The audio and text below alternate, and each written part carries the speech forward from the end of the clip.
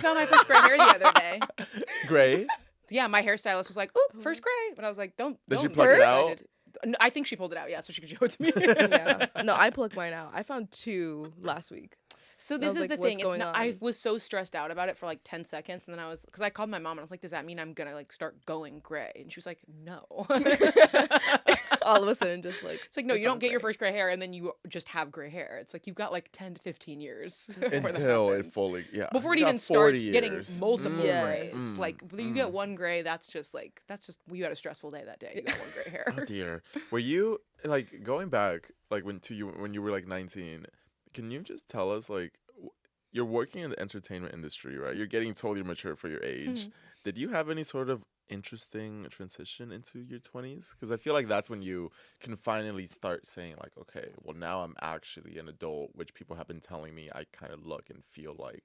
Well, I've always had a baby face, and so I've always felt like I've always looked really young. I feel like again, this is another thing that people say, and then everyone else is like, "Girl, no, you don't." But like, I had a baby face when I was younger, and I also had like a pretty sheltered childhood. So even for me, like into college, like I was still very much a kid. Like even at like 19, 20, it wasn't until I graduated college that I started to kind of. I joke that I like speed ran coming of age because like so much stuff happened to me when I was like between the ages of 23 and 25. And so like I feel like in my later teens and early 20s, I was kind of having this prolonged like childhood in a lot of ways. Like I was still very shielded from a lot of stuff happening. And that was partly like by choice because I wasn't ready to like be a real adult and like deal with real adult stuff. And I feel like that's part of being in college is like if you're lucky, it's like a holding pattern. Like before you actually have to be a real adult, it's like you have some freedom and you have some responsibility, but it's like you don't have to go all the way because like you still like you're in student housing and like you have classes to go to and like people are telling you what your schedule is and like you don't have to completely remake your life from scratch until you leave. Yeah. So your mom said that you were gonna thrive in college. Like that was your place to be. Yeah, and I did. I So you loved feel college. that? I loved college. I mean, I went to USC. I was in the music school, and I had so much fun. I went to a really intense private high school in LA, and it was like, just like no one cared about music the way that I did. And when I got to the music school, I was like finally surrounded by people who took it as seriously as I did. And like I'd gone to Grammy Camp, which is like this summer program sponsored by the Recording Academy, and like that was my first taste of it. But then when I got to USC, I was like, oh my god, like everyone in my class wants to do exactly what I want to do, and we had so much in common. I like finally met people that I was like, oh, I'm like these people. Like we all are singing all the time. We're all like very sensitive and cry about everything. We all like have our journals full of songs, and like we all have really intense weird taste in music. And there was just like the currency was to be as weird as possible. Like that was what made you cool, was to be as weird and unlike everyone else as possible. That is so interesting because I feel like I don't know if that's the same currency now. I feel like now it's sort of the opposite. Like you want to fit in by like wearing certain things or like dressing a certain way. Yeah, I think when you leave like the art school environment, it's definitely like no matter how old you are, the easiest thing is to just fit in. But like, I mean, there are kids who went to performing arts high schools before they went to my program in college. And I think they were already kind of used to the like free spirit, dress how you want, shave half of your head type of thing. Yeah. And I had never seen that before. I was like, oh my God, you like have permission. And like my form of self-expression was like never even that extreme. Like I'm dressed like a flight attendant today. And like, like for me, this is like, oh, my big stumpy Doc Martens are like my most extreme fashion choice. But like I was so encouraged being around people who were like dyeing their hair crazy colors, having a million piercings, a million tattoos. Like that to me was like, oh, if you're allowed to do that, then I can do anything. Okay, so you feel like you were able to like fully express yourself during this time in college where like you felt safe to do it in a way. Yeah, it was a very safe incubator, and I'm like so grateful that I had that because I'd been good at being myself prior to that, but it always felt like I was doing it out of spite. Like I don't know if you guys felt that as teenagers, but like when you're like an outcast as a teenager, you're like, oh yeah, I'm different, and like I don't even care if nobody likes me, but like inside you're crying. And like, but getting to college, it was like I could be different, and it was like it no longer felt like I was posturing at all, and no longer felt like I was trying to prove a point. Like I was actually just being who I was at my core, and like not to piss anybody off. That's so funny. Yeah, doing things out of spite. I feel like I have my own experiences with this. Is that as a kid, I think I was always very extreme in like everything that I did. And when I like obsessed over work, I like obsessed over it.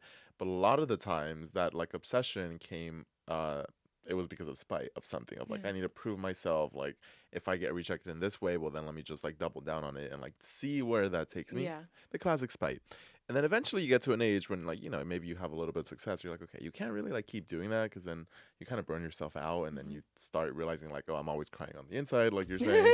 And you're like, well, I can't quite do that. How do I become like myself and learn to do it out of love and like self-respect? So what was that for you when you were kind of that moment of like, maybe I can just really like be myself? Was it like a moment in specific where it really clicked, or was it through small subconscious little actions where you kind of began practicing the art of being authentic? Because I mean, it takes practice. I feel like it was like I would get the same kind of feedback from the world like over and over again. Like I feel like the same thing that kept being said to me of like I had this chip on my shoulder about the fact that I wasn't cool in high school. And I got to college and I would talk about that a lot. I would talk about like, oh yeah, like I was a weirdo, I was a loser, I didn't have friends. And eventually it just got to the point where everyone was like, that's not true anymore. Like that's not the story of who you are anymore. Like that was true 5 years ago, 10 years ago, whatever. It's not true anymore. And so I realized like I didn't have to be a prisoner to like the past version of who I was or like the past version of the environments that I was in. And I just gave myself permission not to like start from scratch because like you obviously carry your inner child with you everywhere, but like to define who I was and how I acted based on the present moment and not based on my history. And it was just something that I had to kind of keep choosing to do over and over again. And like when I would meet new people, be like, oh, I'm just not going to carry this thing with me. I'm not going to like have any anger or any bitterness because of how I used to be treated. I'm not going to expect that this person's going to treat me badly because they remind me of someone who treated me badly before. Like I'm going to go into these interactions with like a more open heart and like expect that people are going to be kind. And if they're not, like it's not my fault for not predicting that. Yeah, that is so trippy. Like, at some point you wake up and you realize the narrative that you held throughout your childhood just isn't that anymore. That's like the process of like growing up, I think, is like letting go of so many of those things. Yeah. So many pieces of hurt that happened to you when you were like 10 years old, 12, 15, 18, and then go into your 20s, your brain is developing and you're also like growing into yourself, you're going through change. And then just it must feel so trippy to like feel that. Do you feel like you've gone through more of those narratives since? Yeah, I think so. I mean, I think I'm at like another crossroads now of like I feel like my life is about to change again, probably. And so I sometimes have moments where I feel like there's like stuff that I continue to have moments where I'm outgrowing things that used to be true or things that I used to believe. I don't think it ever stops. It's funny that you could feel it, because I agree. You Yes. really can feel when you're like, there's some weird change, and I know I'm gonna look back and almost like categorize like this encapsulates this era, this phase of my life. I feel like it is now ending. I'm transitioning to something new. But I have gotten those feelings before, and it's so odd when you notice it because you can feel it happening, Yes. and all you can do is just wait till it resolves. I feel like I've been experiencing something similar of recognizing my inner child. Like just last week, I went on a date for the first time and like snaps because it took so much bravery. I'm not even joking. Like, How did you meet them on a dating app? Real life? Dating app. Okay. It was I was just trying to push myself, like get out of my comfort zone. But it's so weird because it really did make me think of how sometimes I'm put in these positions and I feel like I'm 13 years old again. I feel like I'm just a little teenage girl and I'm like so scared of the world, and all of a sudden I just feel so awkward and like I think, oh, this person does not like me. I feel so ugly. I just like am not living up to their expectations or my expectations. And it's so weird because I'm 21 now, and it's just those thoughts that like are really told to you when you are a teenager and when you are like going through these developmental phases. And it's just learning to grow out of that and recognizing that, wait, no, like you're 21 and you can create your own narrative. And that's the scary part too, of recognizing that this person doesn't know anything about my past. Yeah. They don't know that I was an insecure 13-year-old, or they don't know anything about that. And so it's also being mindful of not putting your own insecurities and projections of the past onto this new relationship when you can start clean with them. Yeah. And that's just like a very trippy feeling that I've been recognizing recently, just like feeling that my inner child is always going to be there, for better, for worse, Yeah, and I think like probably the transformation that keeps happening over and over again is basically just like being way more selective about who you give power over you. Yes. Like when you're a kid, it feels like everyone has, all of your peers have power over you. Everyone's opinions over you matters. And it's just like, as you get older, it's like, if someone does something that upsets you, or if someone does something that triggers like an old wound, like you're just much faster at being like, okay, I'm not going to let that person have that power over me anymore. It's recognizing your patterns is what I hear a lot of. Like by the time it's like, oh yeah, you're 20, 25 and up is so great because you've had a couple years to really recognize the patterns of how you behave in situations. And so I'm curious, like, is there any particular age throughout your 20s where you really felt like you finally made a conscious effort to almost like break out of some pattern? I mean, honestly, like 26 and 27 has been really big. Like in 2024, I ended like two very short relationships. And like they were for like opposite reasons. Like one of them was because like I was feeling really smothered and like I didn't have any space. Like the person was like too obsessed with me. And the other one was because the person was acting like they didn't care if I lived or died. But both times I was like, which one do you want? And I was like, maybe men be normal challenge. But but I was really proud of myself in both instances because a younger version of me like was so desperate for male validation, was so desperate to be in relationships. And I was able to end these two relationships. Neither of them was like a bad person. Neither of them was like evil or did anything like really particularly bad. But it was just like me recognizing like this isn't serving me. And like I'm actually better off being alone than trying to like repair and mold a relationship or a person into something that I want it to be.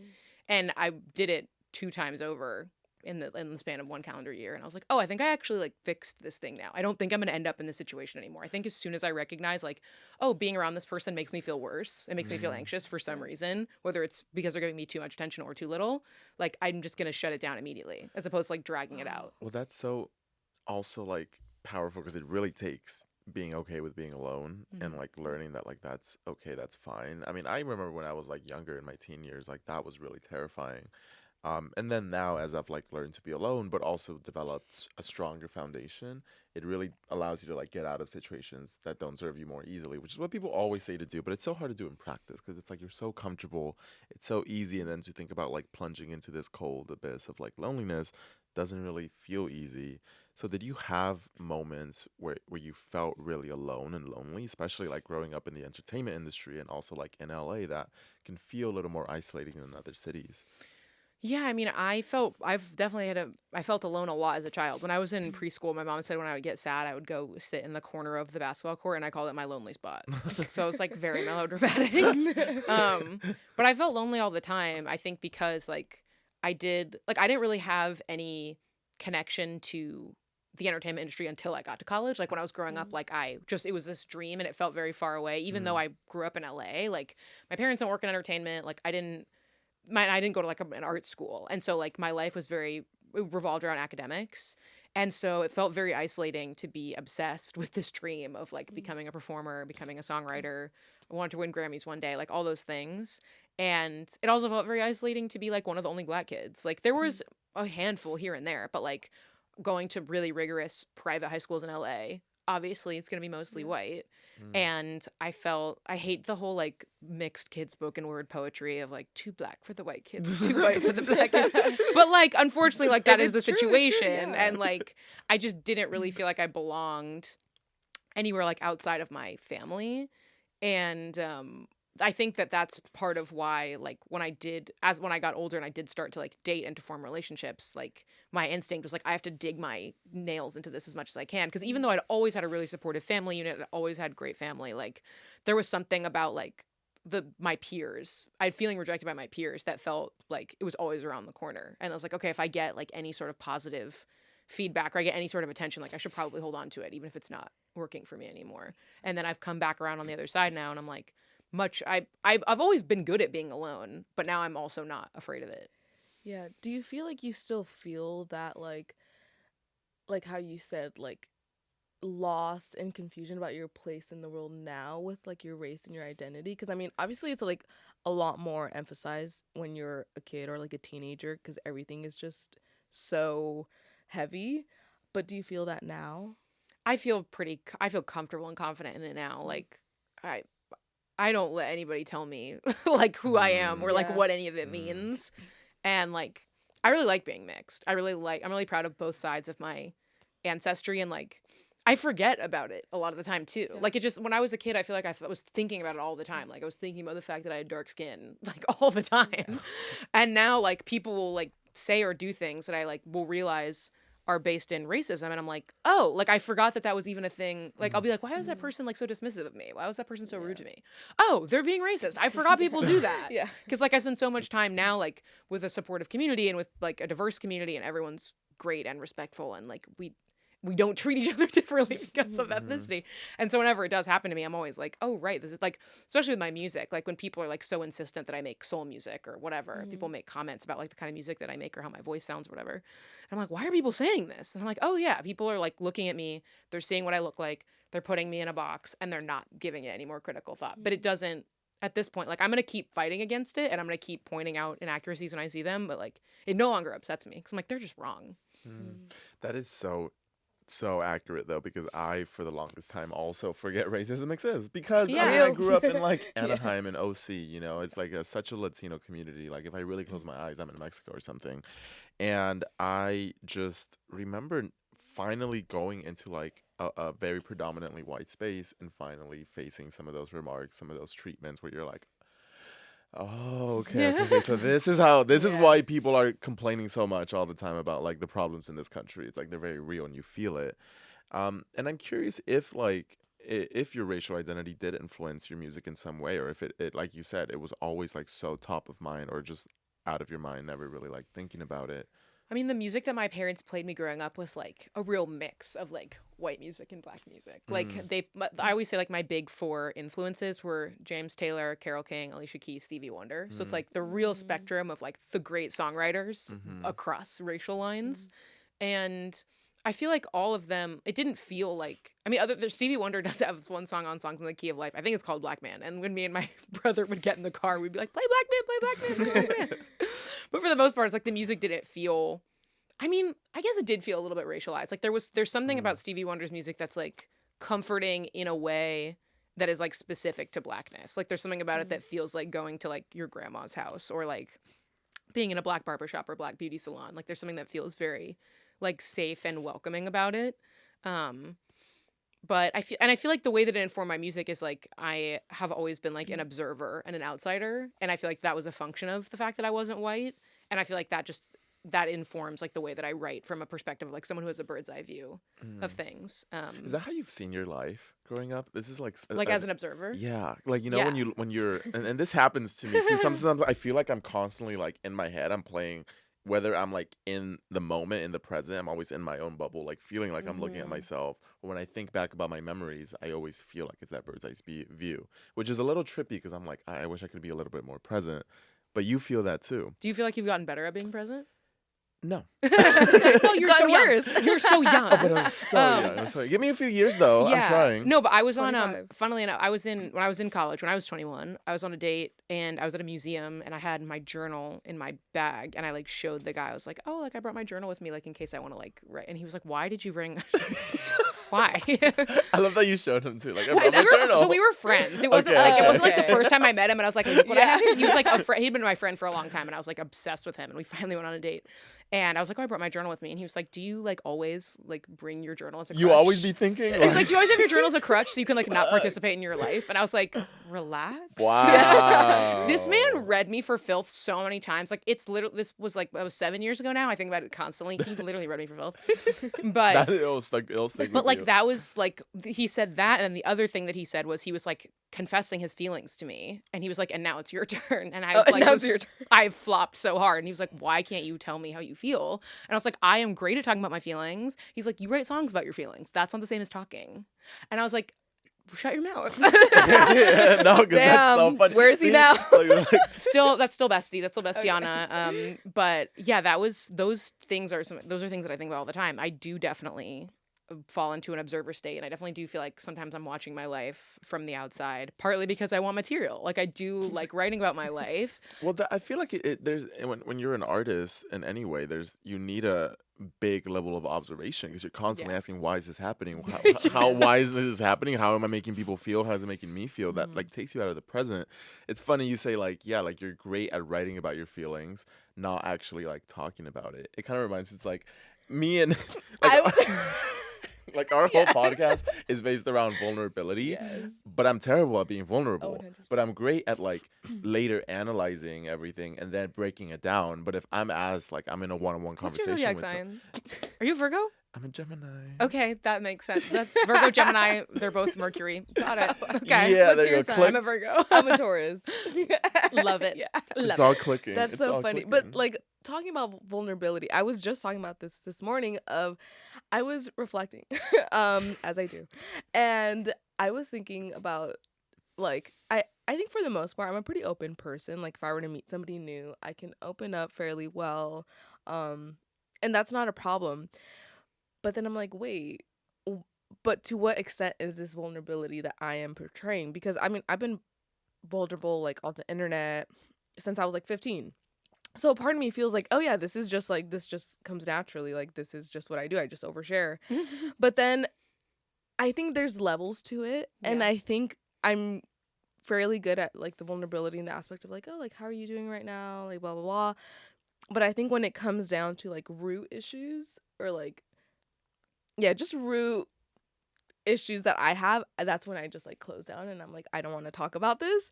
And so it's just interesting like seeing the levels that there are to vulnerability and realizing that wait, maybe I'm not as vulnerable as I think I am. Well, I think I think everyone has certain things that's like their kind of like do not press the red button kind of topics. Yeah. And I think that everyone also has things that are very easy for them to talk about. And so I think for people like us, where it's like our job involves Yeah. like being vulnerable, talking about ourselves, talking about our feelings, like there's certain people who would look at us and be like, oh, that person's great at being vulnerable because they're so good at Yeah. talking about XYZ thing. But it's like you've decided in your mind, like there's a pre-approved list of topics. Yeah. So you're like, yeah, I'll talk about that. I'll talk Yeah. about that with Yes. anybody. Maybe other people think that's too much Mhm. information. For me, it like doesn't bother me at all Yeah. to share about that. And there's one topic that if someone said, hey, say more about that, you'd be like, get out of my office. And I feel like that's kind of the test of like true vulnerability is like, obviously not with everybody, but with certain people in your life, with your loved ones, like, are you able to talk about even the things that for you normally refuse to discuss? Yeah. Like that's the real vulnerability is whatever is the most painful for Yes. you. Yeah, like Yes. actually That's the real vulnerability. unplanned, That's what unguarded. that's what gets That's me. what it is. Yeah. How much vulnerability do you put into your songwriting? You know, like how much are you really I mean, sharing? the new music that I'm putting out soon, like every artist is like, this is my most personal body of work. But it's like, it is very personal. I mean, ultimately, like, I think there's an art in songwriting to not being like really super direct and super on the nose. Like, I like to kind of talk around things. I like to use metaphor. Certain things you have to be super specific and you have to say exactly what happened. But I think other things it's beneficial to like kind of allude to it rather than being really transparent about it.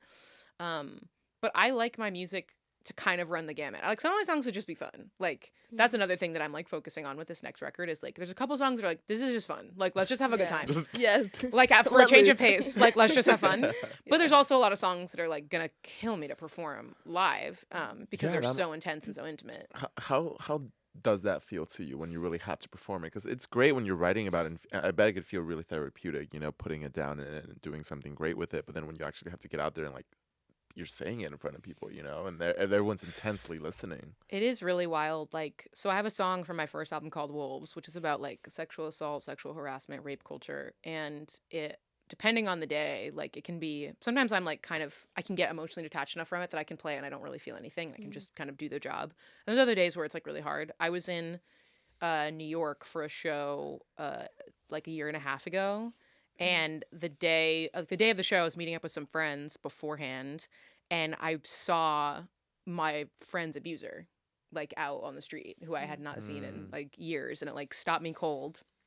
And then later that night, when I was playing Wolves, I like completely broke down. I like posted a picture on my Instagram of me like fully sobbing on stage, and of course, like all the comments are like, "So brave, so real." It was completely involuntary. Like I just was so overcome with emotion because like it was just so tangible and so real. Like I had just had the feeling and it was like I hadn't been able to shake it the entire day. So like depending on like if something like that happens or like if a memory comes up unbidden like while I'm playing the song, like sometimes it can be really hard to play certain things. But sometimes like I can get to a place of really comfortable detachment, and I can just play things without having it like really affect me emotionally. But it's like I wish I had more control over it, but unfortunately, like it's kind of just depends on like what my body feels like doing on a given day. Yeah, and I think too, like when your career in a way is just based off being vulnerable with other people, it does create these parasocial dynamics too, of where these people know so much about me, and they really do know me. They know who I am and my personality and how I think. But being on the flip side of that is also like, whoa. Like you're just very exposed to people that you necessarily don't know yourself, and it's like, well, like, what do you think about me? Like, how do you perceive me? Do you feel like you have those thoughts often of like, there's so much of myself online, and just you feel overexposed sometimes? Sometimes, but I feel like because and it's partly a function of just like I'm not actually famous and like no one knows like and no one knows who my songs are about. Like that gives me a great shield, I find. Like Yeah. and I've been thinking about that a lot with this new music as well. Like it I've kind of decided that I in the past and also going forward, like I would want to keep all my relationships private, because it enables me to feel a lot more free with the things that I write. And when I do write songs, like it's not always going to be like 100% like factual. Like I'm gonna blend stories together. I'm gonna make some stuff up. I'm gonna pull stuff from the past and like change timelines and things, and that helps me feel a little bit less exposed. Like when I can take liberties in my storytelling, and also when the very specific factual details of my life are like not available to my listening audience. Because I think like I think about all the celebrities who like 50% of the commentary on their music is people being like, oh, who's this song about? Like let's do like some sleuthing and like figure out who the song's about. Like I would hate that. Like I really don't want that to happen. And so I feel very protected in the sense that like the actual subjects of the song are totally like scrubbed from the songs themselves. I want to ask about the process of creative authenticity and how you find your own style without trying to emulate a certain type of sound that you feel like might be more popular or might make you seem more interesting or unique. And just really trying to stay true to this is just what I like, even if it is either super rare or more common or not.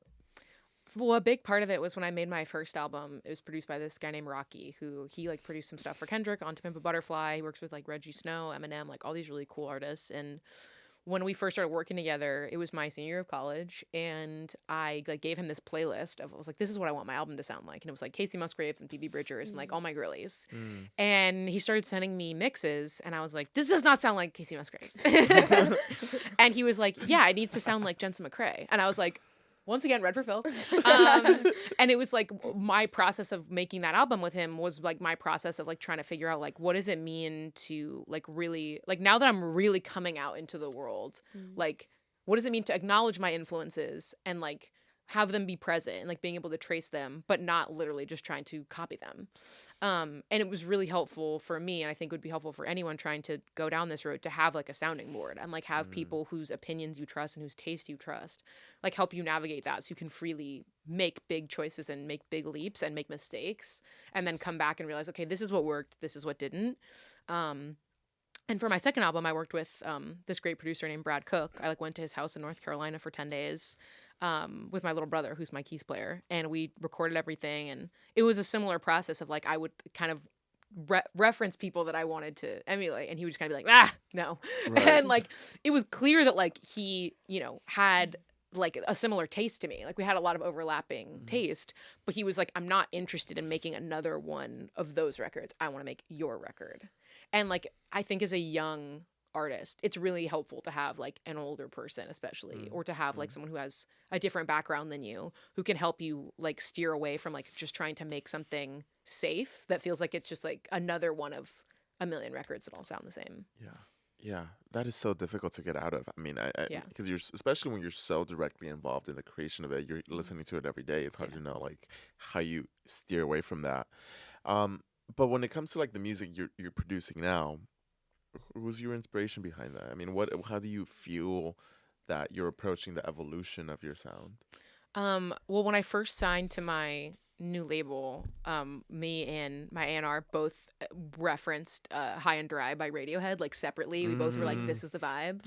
And I was like, that's my queen. Yes, you're exactly right. But that's like High and Dry by Radiohead is like one of my favorite songs of all time. And that is like a big one. I also like, I mean, I love Laura Marling. I love Joni Mitchell. Like, it's hard to say, like, what this music sounds like, because I feel like I'll say something, people will be like, it doesn't sound like that. But, like, Yeah, it's like- but, like, I feel like it was just all about, like, just taking stuff that was, I mean, I feel like Casey Musgraves was still a big influence of mine. Golden Hour is, like, one of my favorite albums of all time. And like vocally as an influence, like Adele, like I've been trying to mimic Adele's voice since I was 11 years old or whatever. And then also in terms of songwriting, like I got to open for Muna, which is like my favorite band, a couple years ago. And being on the road with them, I sang Phoebe Bridgers' verse of Silk Chiffon with them a handful of times. And I would come off stage and I'd be like, I need something in my set that feels like this. And so I wrote a few songs that were like trying to be in the vein of like Muna, like triumphant, like really smart but really fun pop music. Yeah. And so all of that was all important to me. Interesting. What are your favorite emotions? My favorite emotions? Yeah, that you like, you I know, love asking that. like what are your emotions that you're like, God, I love that feeling, you know, like you try to like put that in everything. Like what do you mean, like put it like in my songs? In general, you know, like you, whether it be like, oh, like I'm such a constantly bittersweet person, like everything I Like, what's try. an emotion that you feel a lot? An emotion I feel a lot. I mean, I do love to cry. Like it feels really good, like to finally acknowledge like a tragedy and like really really let it rip. Yeah. Yes. Yes, that's what I mean. I you do. know? It Yes. feels very cathartic. Like for me, like crying, it feels like throwing up or like passing out. Like you come to afterward, and you're like, oh, thank God, Yeah. got that out of my system. I mean, I do love to cry. My mom was talking about this recently. She was like, "You're so good at being sad." Damn. Well, because she was talking yes. about one or both of my brothers, and was like, they just don't ever want to be uncomfortable for even 1 second. Right. They never want to be sad for even 1 second. Right. They like can't do it. Whereas for me, like when I'm sad, like I'm like, okay, time to enter sadness protocol, and it's like I'm gonna listen to the music, I'm gonna like journal, I'm gonna do You're whatever. great. Needs You to be know done. it. You got your routine I have a system, down. yeah.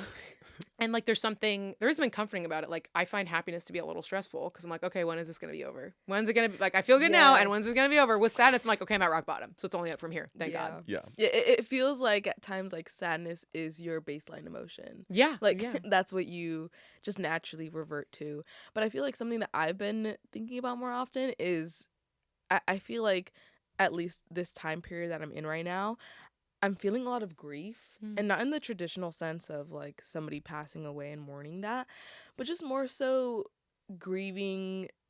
I mean, especially now that like I'm gonna graduate and it's my last semester, I'm experiencing a lot of like loss in that Yeah. sense, and like being overly sentimental and overly nostalgic. And I feel like just in your 20s, especially, or at least early 20s, it's a lot of grieving certain people and like certain realities or certain paths that you could have taken but you didn't. And yeah, I don't know, I just feel like that's a lot of what I'm feeling recently. But do you feel like as you get older, I mean now that you're 27, do you feel like that grief is still there? I have it a little bit, yeah. Like I mean, I loved college so much, and I had like a real existential crisis my last semester. That was when I started therapy. Was my last semester of college, Real, and yeah. that's so my girly. It's a good semester. It's Yeah. I mean, For I was that. just like facing down like, you know, going to a school like USC. It's like you've obviously been working your whole life to achieve something like that. Yes. You spent your whole middle school, high school, like I'm gonna get into a great college. I'm gonna do that. Then you get to the great college, you're like I'm gonna get good grades while I'm here. Yeah. I'm gonna do activities, whatever. And then you get to the end of it, and you're like, oh, like I've literally, and now it's done. And now the thing that I spent my whole life thinking about and working towards, now that's done.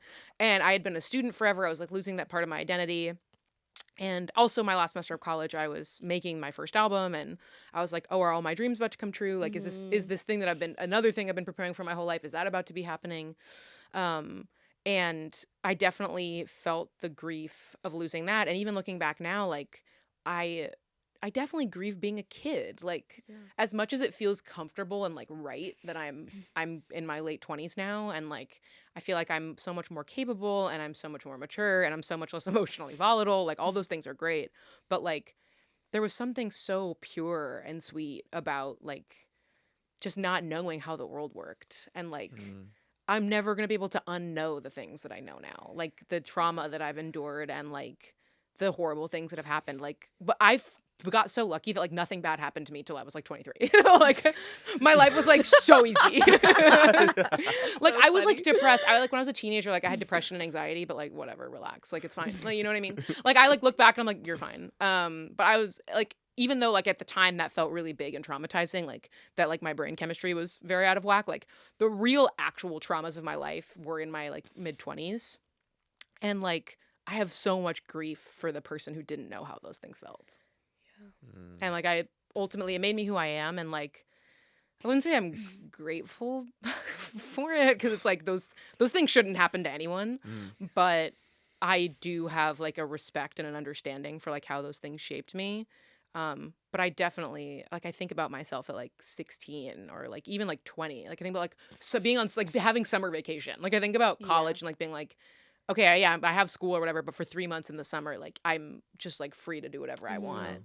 And like it's okay if I do nothing. And like I don't know, there's like I just think about like these summer afternoons I'd have at my parents' house, like reading a book for like 4 hours, like in the sun, like because my everyone else was out of the house, and like making green smoothies and like I don't know, like I have these like very strong memories about like how simple everything was, how quiet my brain felt, and like that's just like not possible anymore. That's so scary. It's like it's never gonna be quiet again. Oh wow. Well, it will. The voices. Here's the thing, though, because because of our age difference, like, so my college, I had Trump college. You also are having a little bit of Trump college. Yes. It's some of my grief also, not to like be political, but like so much of my grief also stemmed from like the 2016 election. It was like a turning point because I was 19 when that happened. That was my first time voting, and like. Yeah, I had an Obama childhood. Like I was such an idealistic view of the world, and like the cracks were starting to show. I was starting to get a little bit suspicious and skeptical, but it wasn't until the 2016 election that like the mask just fell off for me. And so that was definitely a no turning back from that moment either. But even from like 2016 to like 2020, 2021, there was still an element of like the pandemic was like kind of another turning point of like, oh, now that's another thing like I can never turn back from. Like they'll never be the same again. Yeah, that'll do it for you. And I feel like too with you were saying Trump. Wait. Oh my god, I just flew. Wait. Yes, like going from being sheltered and you don't really have like I said, like I didn't know that there was like actually wealthy people in the world until I went to college. Then I was like, wait, this is normal. Like this is something that is here. And I mean, even just experiencing like casual racism and like, the typical stuff that you experience when you go to like a predominantly white college. I feel like when I first experienced this, or I went through a phase where I was like, this is like USC is such a bubble. Like this is not real life. This is such a curated place in the world. But then I got to thinking like, wait, no, I think this is real life, and this is the reality of these are the types of people that I will encounter in my career, and this is something that I just have to learn how to work with and how to work around. And so I'm curious, like, do you ever feel that just weight of being just the weight of your identity and recognizing that like, damn, things are not going to come easy to me, or I'm going to have to fight like extra hard more than the typical person? Like, does that ever just weigh on you? Yeah, I think about that a lot. That was one of the things that I talked to my therapist about when I first started seeing her. I was like, sometimes I have these moments of just being overwhelmed that like so many people hate me because of who I am. And something that she said to me that I carry with me all the time is like, other people are going to marginalize you. You don't have to marginalize yourself. So like when you're alone in your own home and like you're with your loved ones, like you don't have to, like they can't control you there. Like they're not literally inside of your head. Like they may try to put obstacles in front of you when you go out into the world, but like your mind is still your own and your time is still your own. And that was a big thing. That's also a thing I think about like with my chronic illnesses, because I developed 2 chronic illnesses in like 2021 and 2022. And it makes everything hard. It makes everything difficult. Like, I can't eat normal food, and like, I'm like so paranoid about getting sick all the time. And like, I get so fatigued when I travel, and like, that's another thing that I grieve all the time is like a life where like I'm not constantly thinking about if my body's gonna work. Like it was just not a thing that I ever thought about as a kid. How old were you? I was 23. Yeah, I was 23 when the first. So I have chronic hives. That's one of them. I started when I was 23, and then I was diagnosed with a thyroid condition in 2022 when I was 24. So of course, like I break down. I like have nervous breakdowns about it all the time, and like I was crying at my doctor's office once, and I was apologizing, and she was like, "You don't have to apologize. Like you're way too young to be dealing with this. Like you're not supposed like everyone's body starts to break down when they're old, but like your body's not supposed to break down when you're in your 20s. You're supposed to be healthy and strong and never think about like what's wrong. Like you're never supposed to have anything wrong with you." And so that's something that I think about in terms of like I feel like I have to work so hard just to feel normal. And then when it comes to like my music, like sometimes there are moments where I will see like white mediocrity being celebrated and I'm like, damn, like I am working so hard and I know I'm better than XYZ and it just doesn't, it won't matter. Like I have to just keep pushing and I'm like pushing the rock up the hill. And like I do think eventually it's going to work. And I've already been lucky enough to have a lot of breaks. And I think that's going to continue to happen. But it's like there are certain people for whom it's always just going to come easier. And that can be really aggravating. And then I'm like, that's just not my journey. It's going to make it so much sweeter that I did have to work this hard. Yeah, yeah. How do you deal with like with these setbacks? I mean, I know it's a mentality thing, but like I'm curious, like, is there for you, does it come from a pattern of just telling yourself like I just have to keep going, like this obsession over keeping going? Is it your family that you look for this like strength to keep going past like obstacles like chronic illness or like being marginalized, etc.? Like what is your philosophy around how you keep going and keep working even when you really are like beat down? I mean, my family is a big source of like support and strength for me for sure. And sometimes it's spite. Like sometimes it is. I'm like, I'm not gonna let these people beat me. I'm not gonna let these doctors who don't care about me stop me from figuring out a way to live my life. I'm not gonna let, like there's so many things. I'm like, I refuse to allow that to be the thing that defeats me. But also something that I said to my mom the other day, because I'm kind of having like a flare up of my chronic illness. And I was saying to my mom that my new mantra is I'm not gonna let these mosquito bites ruin my vacation. Because like having chronic hives is just having basically like a million mosquito bites all the time. And I was thinking about how like if you go on a vacation to somewhere tropical, you're going to get bitten by a bunch of mosquitoes and you're still going to have a great time. You're going to lay out on the beach and you're going to have your pina colada and whatever. And I was like, life is vacation and I'm not going to let these mosquito bites ruin my vacation. I love that. I love that. That's really nice. I think like illnesses and such, especially when you're young, is so odd because there's something that happens around like the 20s when more and more friends start getting sick in some way. Yeah. And I remember as a kid, thankfully I've always been pretty healthy, but like friends around me like started getting sick here and there. They were dealing with something, and there was always such a shame in talking about it, and it sucks because it must be so isolating for the person dealing with that. And then as we enter our 20s, it just seems like more and more people are starting to just be open about what they're struggling with, especially when you realize there's so many people struggling that like don't really show it. And so I'm curious, like, how was it when you first kind of develop these chronic illnesses? Were you pretty open about it? And how did you, who supported you through that if you were looking for it? I mean, my mom also has chronic illnesses. And so she like completely understands everything that I'm going through, which is super helpful. I feel like I've always been relatively open about it. Like sometimes I don't want to talk about it. Sometimes I want to pretend it's not happening. Other times I'm like really vocal and angry and I want to get on my soapbox about it. But I've realized like whenever I do like talk about it online, I always get really positive feedback from my followers who are dealing with similar issues. And like, to your point, like it is so isolating that like one of the number one things that can make someone feel better is just letting them know that they're not alone. Like I posted the other day about a flare up that I was having, and this friend of mine, not even a super close friend, was like, oh, when I was in my 20s, I was dealing with so much health stuff. And then like in my 30s, like it's just been a lot easier. Like I don't really know why. And like I never could have imagined it at the time. But like for some reason, like things just changed. And I was like, that is exactly what I needed to hear. Like I just needed to know like this might not be forever. And it might not be this bad forever. And so I feel like the thing that's always made me feel good and what seems to make other people feel good is just knowing that one, like no feeling is final. Everything is temporary, especially with chronic illness. It's characterized by like it comes and goes. Some days it's bad, some days it's not. And so knowing that like when it's bad, it's not forever. And also just knowing that other people are also dealing with the same thing. And like you're not like uniquely broken. Like everyone is suffering in some way. And knowing like that other people are also dealing with like fatigue and like dietary restraints and like all these things, it's like it definitely makes you feel less like a weird alien. So for that reason or many others, are you excited for your 30s? Yeah, I think so. I feel like I have no idea what's coming. Like I think I kind of had an idea of like what my 20s would be like, and I've been relatively correct. Obviously, like most of the specifics I've been wrong, but like Yeah. in terms of like the pace that my career is moving, I feel like it's going about how like I would have wanted it to go, and like I feel like I'm basically the kind of person I would have expected to be. But it's so hard for me to imagine myself being like 35 and like Haven't thought about that timeline yet. like I have a little bit like cuz like I think I want to be a mom, and like Yeah. I feel like I would want to do that like in my late 30s, and like I know like I want to, there's awards that I want to win, and there's like things that I want to do professionally, and like I think those things will happen in my 30s, but it's like being in the stage of my career that I'm in right now, like the next like year and a half of my life is relatively, well, the next year of my life is like pretty planned out.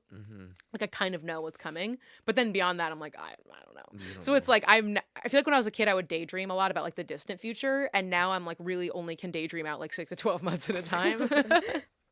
That's kind of, God, I don't know. I'm such a planner. I like love planning ahead like 5-10 years of my life. I mean, I have like a vision. One of the things that I always say is that everything I do is so that I can be honored at the Kennedy Center when I'm 75. So like I have that goalpost like really far, like 50 years from now. But Yeah. You need one thing to keep you going to 75. Yeah, Because but like, I'm like, fuck, what am I gonna do? but at other 80? than that, like, yeah, I just don't know. Like, I do think I'm gonna enjoy being in my 30s, though. I think it's gonna be a hoot. And like, my older brother's already 30, and like he seems to be enjoying it. And my best friend's turning 30 in like 2 months, which he's like not happy about. So, you know, Yeah, I feel like for the most part, people are typically not excited to be going into their 30s. But I also think if you ask me in 2 years, I'll probably feel different, because like Okay. I'm being 27. Like I don't know, like it doesn't feel it's close. Like I'm technically like pushing. I keep saying that to people. I keep saying I'm like, oh, I'm pushing 30. I'm pushing Like, 30. I'm like 23. I keep referring to myself as pushing 30 because I think it sounds funny, but like realistically, like there's still a lot of time before that actually happens. But I feel like when I'm in in the year of 29 and it's like it's really staring down the barrel, I Yeah. might have an existential crisis. But right now I'm like, woo, 30 Still sounds go fun. 30. Go. Yeah, let's go. That's go, so funny. girls. I'm gonna start saying that I'm pushing 30. Like, I'm pushing on my 30 next- birthday, I'm pushing 30. People will I'm be I'm pissed 22. at you. Yeah. People will be salty I'm about that. so mad. Yeah. Oh my god. Okay, so last question we have for you is, what's the best piece of advice you would give to someone in their early 20s? Oh man, what did I like really need to hear in my early 20s? I mean, like, wear your retainer if you have a retainer. Fuck, that reminds me. There you And go. gosh, I think that one of the biggest things is that like so little in life is actually mandatory. Like you have to pay your taxes, and one day you're gonna die. And everything else, like that's the thing they say, right? The only two guarantees in life are death and taxes. Nothing else is mandatory. Like you don't have to hang out with those friends who make you feel bad about yourself. You don't have to stay in that relationship with that person who treats you like garbage. You don't have to do that job that you hate. Like you have free will. And like I think, and even on like a smaller level of like, sometimes I'll be talking to people in their 20s like, oh, I have to go to this birthday party for this person that I don't want. And I'm like, then don't go. I'm like, no, I have to go because it'll like be a whole thing with my friends if I don't go. I'm like, don't go. I'm like, no, but like then it'll be like a thing. And I'm like, who cares if it's a thing? You don't want to go. Don't go. Like, like you have to pick your agony, and like just don't pick this agony. And like when I was a teenager, like when I was a senior in high school, I was enrolled in this class. It was like an elective class. And I was so stressed by college applications and all my EPs. And I was like, I don't want to be in this class anymore. Like, I think I'm going to drop it. And my mom's like, yeah, just go drop it. And I went to the office. I think I like sent an email saying I want to drop it. And the teacher basically was like, no, don't. And I was like, oh, the teacher said I can't drop it. My mom was like, do you have to take it to graduate? And I was like, no. She's like, then you can just go into his office and tell him you're not taking it anymore. So I went to his office, and I spent probably 20 or 30 minutes, this man trying to manipulate me into staying in the class. And everything he said, I was like, no, I'm still going to drop it. And like every time he was like he was kind of implying like he was going to think less of me, or like other teachers would think less of me because I was being a quitter or whatever. I was like, I just don't care. Actually, I don't care. And like a year later, when I was in college, I like signed up to be in this talent show, like with a bunch of kids in my freshman dorm. And I realized I didn't want to do it because I wanted to go do something else instead. And I go to the kid putting on the talent show, and I'm like, I'm dropping out of the talent show. And again, I spent 20 minutes being manipulated by this person who's implying that like he said I was going to be blackballed, which I was like, I'm 18 and you're also 18. You have no power. But like all this stuff implying like it was going to make a lot of people upset. It was going to make him upset. It was going to disappoint the other people in the show. And I was like, well, I don't have to do this. I did this voluntarily, and now I'm no longer doing it. So it's fine. And like I carry that with me everywhere. Like whenever there's something that I don't want to do, I'm like, do I actually have to do this? Like what are the actual consequences? Am I going to go to jail? Am I going to die? then I don't have to do it. Like, You can just do things. You literally can just do or not do things. Like, anything that you is want, like, that. especially when it comes to your relationships, especially when it comes to the people that you spend time with, like your friends and the people that you date, like, just stop hanging out with those people if they are not making you happy, if they're not enriching your life. Just stop. Like, also controversial, you can ghost people. If you like, I don't think you should do it all the time. I don't think it's like a kind thing to do generally. But like, if there is a person who's like a drain on your life, you don't necessarily have to give them an explanation as to why. Like, you can just kind of slow fade out. Like, I'm gonna get pushback on this, and I understand. I don't that. completely disagree. I don't think ghosting is okay across the Ghosting. board, but sometimes it's acceptable. And I think you need to, like, there was this person that I was talking to romantically, and it was like, it only been going on for a few days. We'd never met in real life. We'd only met over DMs, and he was just overwhelming me, like, just constantly bombarding with texts and calls. And I was talking to my therapist about it. I was like, I had the worst panic attack of my life last night about this. I don't know what to do. And she was like, just stop talking to him. Like, close your eyes. She's like, the how are you getting cyberbullied? Just close your eyes. And I was like, no, I can't ghost him because, like, he said he's like really sensitive about ghosting. She's like, you don't know this person. Like, you don't, like, you're feeling stressed, you're feeling overwhelmed, you're feeling pressured. Just stop responding. Yeah. And I was like, but that's mean. She was like, okay, he's gonna think you're mean. And Yeah. and I was like, peace of mind. I was like, oh my God, that's so tea. So, like, again, I don't think you should ghost everyone in your life. I think that's bad. And I think a lot of times relationships can be mended and be healed in some way by talking about the things. Right. I don't think if something goes wrong in your relationships with your friends or your family or the person you're dating, you should just stop talking to them. But it's like, if you've had an ongoing, like, a professional or, like, you know, platonic relationship with someone, and you just, like, when they text you, you dread it, just don't pick up the phone. Or, like, tell them, like, or if you want to give them the closure, like, hey, like, I don't feel like I have the bandwidth to do whatever you're asking me to do right now, and I need some space. Yeah. You can, are people going to think you're mean? Maybe. Is someone going to call you a bitch? Maybe. Sometimes that's what you need to do. And that is what you need to do. You will live because, like, ultimately, like, you're not going to please everybody. People are not going to like you. Sometimes people are going to dislike you for literally no reason. And so you might as well give them a reason. You know what I'm saying? I love that. That was really valuable. I think I needed to hear that too. Yeah. Because, I mean, like, I like, listen, you guys are best friends. Yeah. Like, this relationship, like, that's rock solid. Yes. But, like, not all of your relationships are like that. Like, surely you have friendships where you're like, yeah, like, kind of don't tolerate. Like, I'm sure if you guys disappoint each other, you get mad at each other, you're like, you're gonna fight it out, you're gonna hug it out, you're gonna get to the bottom of it. Boxing ring. Boxing, typically. yeah, you're gonna go to the mat. But, like, Yeah. with some people, when they piss you off, you're gonna be like, it's not worth They're it. not worth it. It's They're not They're worth not it. worth the pay-per-view. No. Life is not that long, and, like, you should be spending it doing things that enrich you. And, like, there is stuff that you have to do. Like, you have to have a job. You may not have to work in the job you're currently working, but you have to have a job. Yeah. You have to, like, go to the dentist. Like, there's certain things you do have to do that are gonna suck. So try to eliminate all of the non-mandatory things that suck when you can. That's one of the keys to happiness is as much as you can pay to an activity that you hate doing, like, pay for it. It will always be worth it because it brings you a little bit of happiness. It was like one of the, like, 7 things you can do to be happier. Just pay for your happiness, you know? And, like, use the block button. It's free. Yes. So. Oh my gosh. Yes. Oh my God. Literally just block or mute. If you don't want to go too aggressive with the block, just hit that mute. You know what? I've been blocked. And you know what? It makes me feel crazy, but I'm like, that person needed to protect their peace. I've been blocked by 2 out of 3 ex-boyfriends, and it was always because I was the one that left. And I was like, you know what? They couldn't handle seeing me. Yes. And No, like, I think the same thing. as much as I'd like to be a little nosy nuisance and check in on what they're doing, it's frankly not in my business anymore. They decided, and I also got blocked by someone else, a girl who did not like me. And I was like, you know what?